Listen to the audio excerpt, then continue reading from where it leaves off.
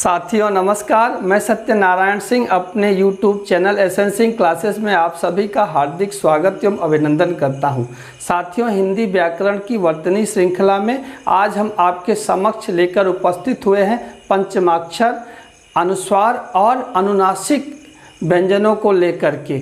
इसके पहले इस श्रृंखला में हम 3 वीडियो बना चुके हैं। अगर आपने उसे नहीं देखा है तो डिस्क्रिप्शन बॉक्स में लिंक है, आप इसे वहां से देख सकते हैं। अक्सर विद्यार्थियों में ये गलती हो जाती है कि वो कहाँ पे पंचमाक्षर लगेगा, कहाँ पे अनुनासिक लगेगा या कहाँ पे अनुस्वार लगेगा, वो गलती कर बैठते हैं। तो ये वीडियो उन विद्यार्थियों के लिए बहुत महत्वपूर्ण है जिनको इसमें संदेह है। साथ ही प्रतियोगी परीक्षाओं की तैयारी करने वाले छात्रों के लिए भी ये वीडियो बहुत महत्वपूर्ण है। तो बने रहिए अंत तक हमारे साथ। आइए हम शुरू करते हैं। सबसे पहले बात करेंगे पंचमाक्षर की। आपने पढ़ रखा है कचट तप। कचट तप यानी स्पर्श व्यंजन, यानी आपने पढ़ा है का वर्ग, चा वर्ग, टा वर्ग, ता वर्ग, पा वर्ग। और आप जानते हैं कि का वर्ग के जो व्यंजन है का, खा, गा, घा, अंगा। आपने चा, छा, जा, झा, इया, टा, ठा, डा, ढा, ड़ा और ता, था, दा, धा, ना, पा, फा, बा, भा, मा। तो ये जो पांचवें वर्ण हैं, पांचों वर्गों के, इन्हें हम कहते हैं पंचमाक्षर। तो इनसे संबंधित नियम देखते हैं।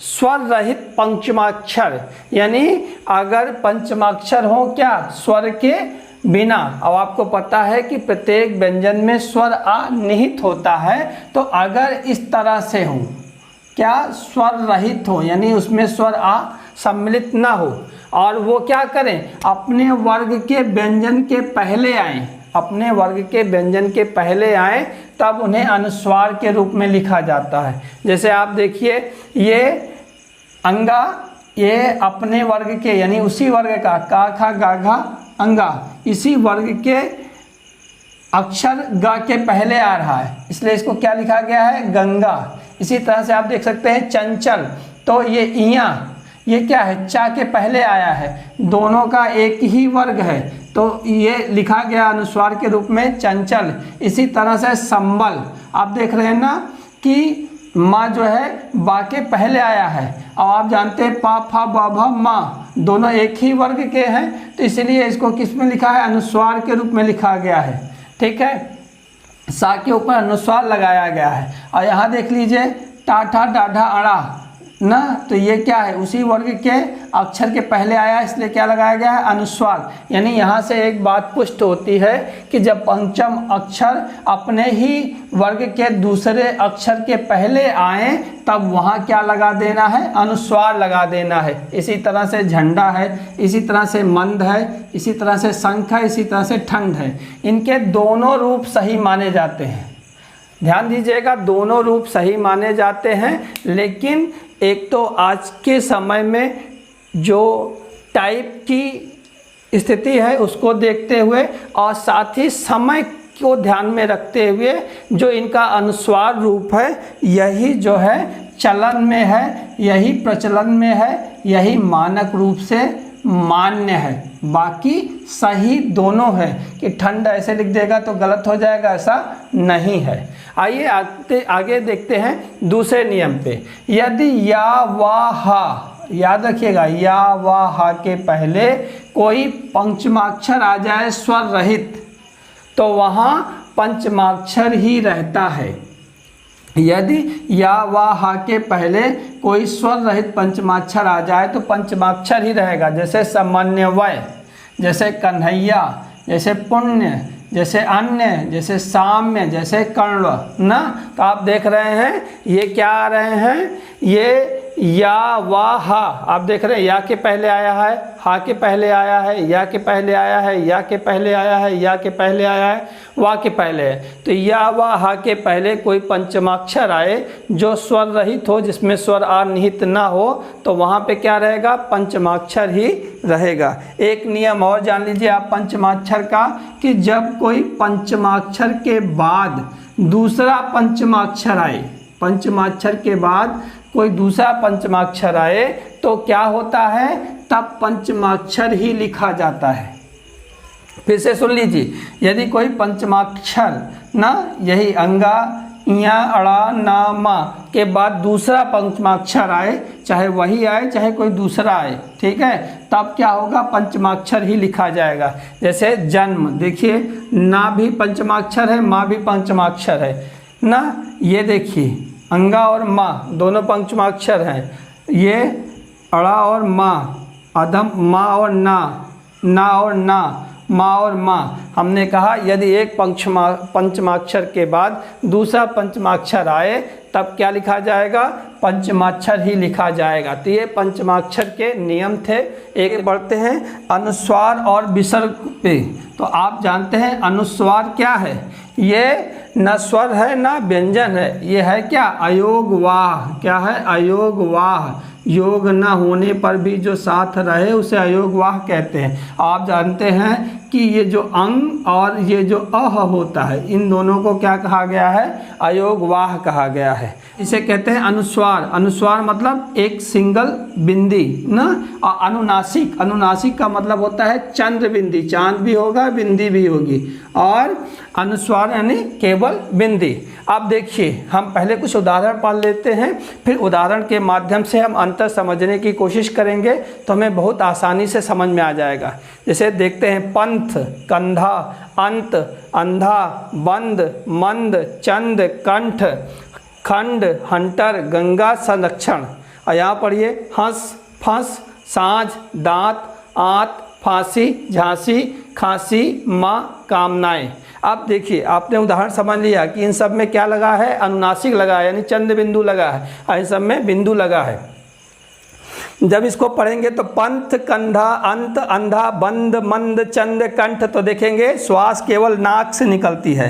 कहाँ से निकलती है, केवल नाक से निकलती है। जो श्वास है वो केवल नाक से निकलती है। और यहाँ पे जब हंस, फंस, साँझ, दांत पड़ते हैं तो श्वास कहाँ से निकलती है, नाक और मुंह दोनों से निकलती है। बड़े आराम से आप ऐसे करके समझ सकते हैं, पंथ, कंधा, अंत, ऐसे करके, और हंस, फंस, साँझ।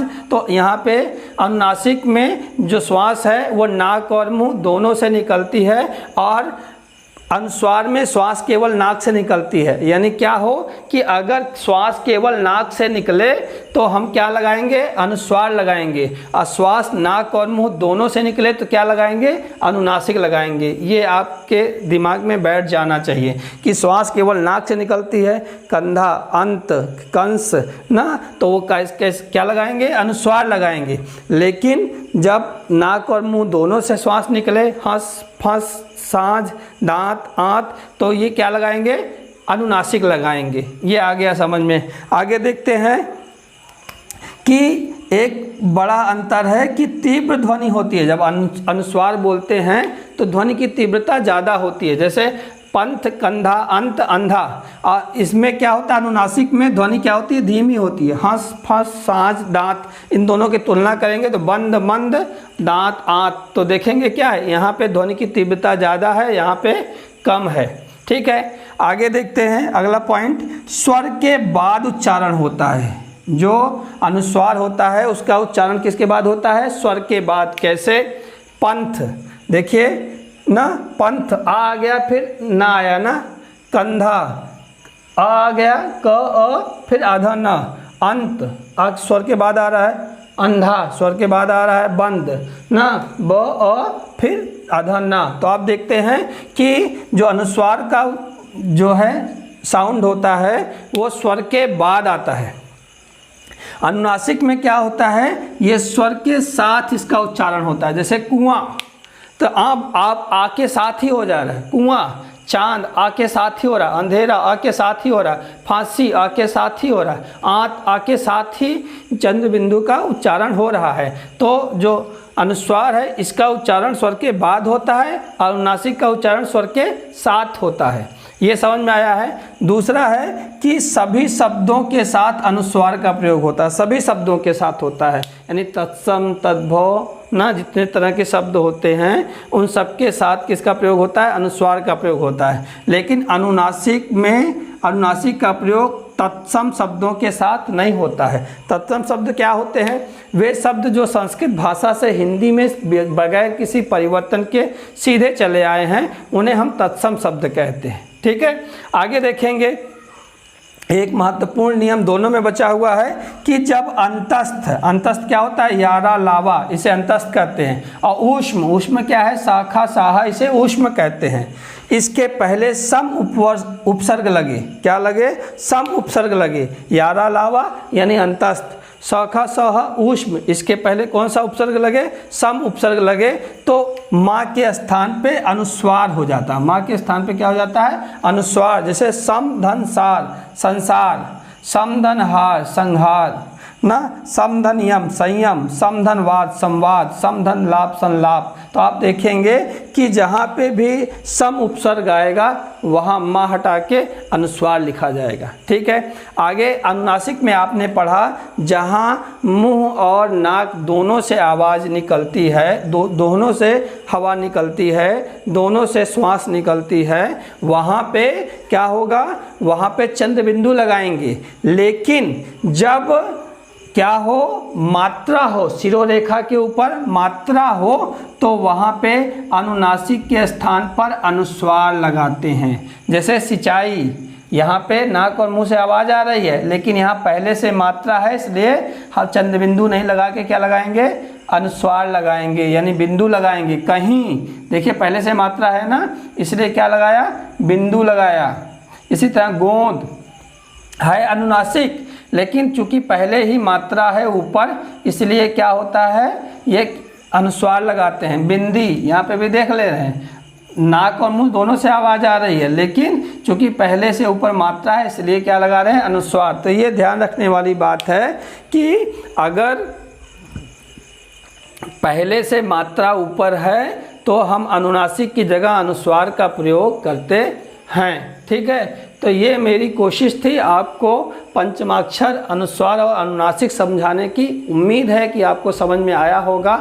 अगर ज़रा सा भी अच्छा लगा हो तो लाइक कीजिए, शेयर कीजिए, और अगर अभी तक चैनल सब्सक्राइब नहीं किया हो तो कर लीजिए, ताकि इस तरह के वीडियो के नोटिफिकेशन आपको मिलते रहें। अपना और अपनों का ख्याल रखिए। मिलते हैं अगले वीडियो में, तब तक के लिए नमस्कार।